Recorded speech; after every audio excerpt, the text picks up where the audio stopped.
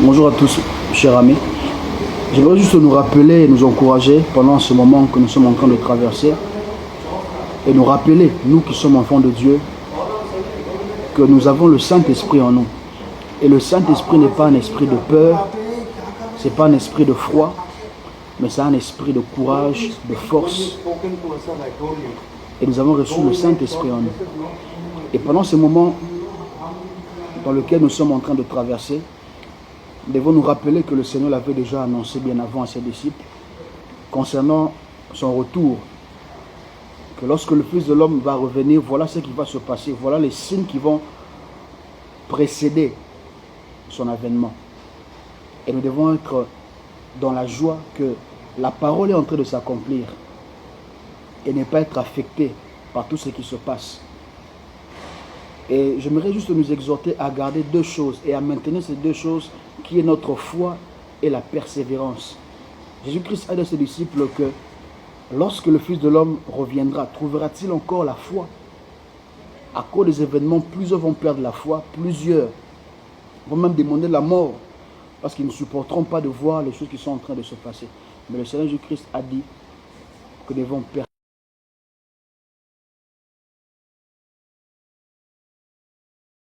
Le coronavirus n'est pas la fin de toute chose.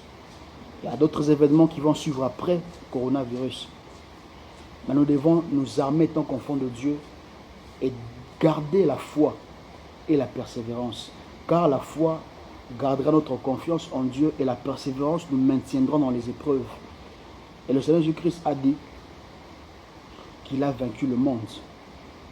Nous ne devons pas avoir peur car il a vaincu le monde. Et cette victoire, il nous l'a donnée à nous. Maintenant, cette attitude, toutes les précautions que les hommes ont données sont bonnes. Mais par-dessus toutes ces précautions, nous devons nous garder dans la prière. Luc 21 et les versets qui suivent, le Seigneur Jésus-Christ dit, nous devons veiller et prier. Prier en tout temps. Afin que les événements qui vont se suivre ne puissent pas nous secouer, parce que nous serons déjà avertis. C'est pourquoi je vais encourager quelqu'un à se maintenir dans la prière, dans la parole de Dieu, à ne pas être affecté par ce qui est en train de se passer. Et de considérer que ces choses qui se passent ne sont que l'accomplissement des Écritures, car Christ est vraiment à la porte. Et pour finir, j'aimerais simplement nous dire ceci. Selon qu'Apocalypse nous dit que celui qui est saint se sanctifie encore, que celui qui pratique la justice continue de la pratiquer, que celui qui est souillé se souille encore. En ce temps, Dieu nous appelle à multiplier, à augmenter encore notre consécration avec lui, dans la sainteté, en pratiquant la justice. S'il y a des choses dans ta vie qui ne plaisent pas à Dieu, dans les grands comme dans les petits détails, expose cela au Seigneur pour lui demander de t'aider, afin de se présenter devant lui ce jour-là, saint et irrépréhensible. Et nous devons savoir que notre espérance n'est pas simplement dans cette vie que nous vivons. Notre espérance est pour le ciel. Nous serons les hommes les plus malheureux si nous pensons que la seule vie que nous avons, c'est cette vie que nous vivons.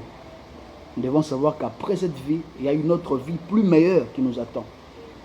Alors soyons dans la paix, gardons la foi et la persévérance.